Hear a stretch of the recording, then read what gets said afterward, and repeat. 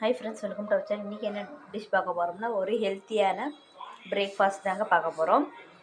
ராகி உப்புமா தாங்க. இப்போ வந்து நம்ம ராகி மாவு ஒரு 2 கப் எடுத்துருக்கோம். இதில் வந்து உப்பு கொஞ்சமாக போட்டு நம்ம பிசைஞ்சு எடுத்துடலாம். இப்போ நம்ம உப்பு ஆட் பண்ணிக்கலாம்.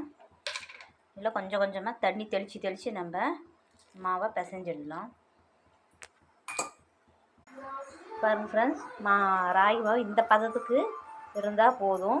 தண்ணி லைட்டாக தெளித்து இந்த மாதிரி நம்ம புட்டு பதத்துக்கு நம்ம பிசைஞ்சு எடுத்துக்கணும். இப்போ வந்து இட்லி பானையில் தண்ணி கொதிச்சிச்சு. இப்போ வந்து நம்ம இது வந்து ஒரு 20 நிமிஷம் வேக வச்சு எடுத்துடலாம்.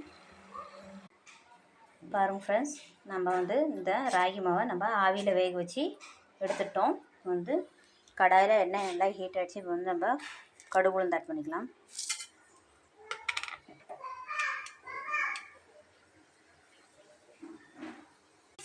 கடுகு உளுந்து நல்லா பொரிஞ்சிச்சு. ஜீரகம் ஆட் பண்ணிக்கலாம். கொஞ்சமாக வேர்க்கடலை, பச்சை மிளகாய், கருவேப்பிலை,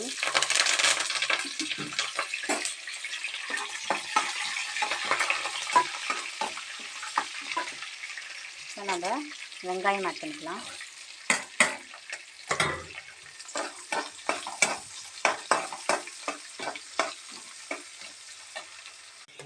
இப்போ நம்ம துருவி இஞ்சி ஆட் பண்ணிக்கலாம். கொஞ்சமாக பெருங்காயத்தூள் ஆட் பண்ணிக்கலாங்க.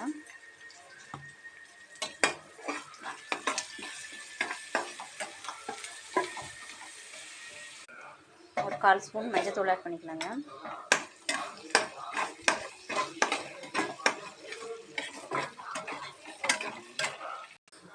இப்போ நம்ம துருவிய தேங்காய் ஆட் பண்ணிக்கலாம்.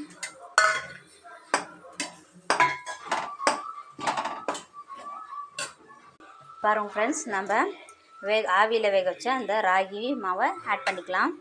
இந்த மாவு கலக்கிறப்பயே நான் உப்பு போட்டு கலந்து வேக வச்சு எடுத்துட்டேங்க. நீங்கள் உப்பு காரம் பார்த்து செக் பண்ணிக்கோங்க.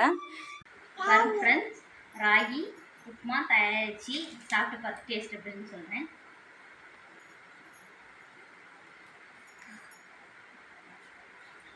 நல்லா இருக்கு ஃப்ரெண்ட்ஸ். சூப்பரான ஹெல்த்தியான ஒரு பிரேக்ஃபாஸ்ட் ரெசிபி. நீங்களும் இந்த டிஷ் செஞ்சு பார்த்துட்டு எப்படி இருக்குன்னு கமெண்ட்ஸ் பண்ணுங்கள். இந்த வீடியோ பிடிச்சதா லைக் பண்ணுங்கள், ஷேர் பண்ணுங்கள், சப்ஸ்கிரைப் பண்ணிக்கோங்க. நன்றி, வணக்கம்.